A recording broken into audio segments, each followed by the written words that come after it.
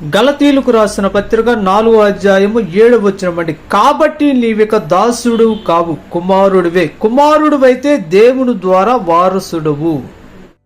కుటుంబంలో తండ్రి గాని తల్లి గాని ఉన్నంత కాలము తండ్రి యొక్క విలువ తెలియదు, తల్లి యొక్క విలువ తెలియక జీవిస్తూ ఉంటారు. కుమారులు గాని కుమార్తెలు గాని ప్రక్కచలితంలో వారు వెళ్ళిన తర్వాత వారి యొక్క విలువ అనేది వారికి అప్పుడు తెలుస్తుంది. ఉన్నంత కాలం వారి యొక్క విలువ అనేది తెలియదు. కానీ దేవుడు ఉన్నాడు చూసావా, ఈ దేవుడిని ఆయన అమూల్యమైన రక్తముతో కడిగి నిన్ను కొన్నాడు. నీ యొక్క విలువ ఆయనకి తెలుసండి. నీ యొక్క గొప్పతనం ఆయనకి తెలుసు.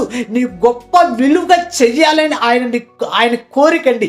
తల్లిదండ్రుల యొక్క విలువ కుమారులకి కుమార్తెలకు తెలియకపోవచ్చు, కానీ దేవునికి తెలుసు నీ యొక్క విలువేంటో, నీ గొప్పతనం ఏంటో తెలుసా.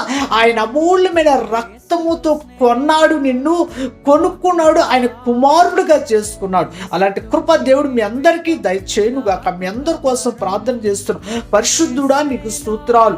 ఇదిగో తండ్రి, మనుషుల ఎదుట విలువ తెలియకపోవచ్చు, కానీ నీ ఎదుట నాయన విలువ అనేది గొప్పగానే ఉంటుంది.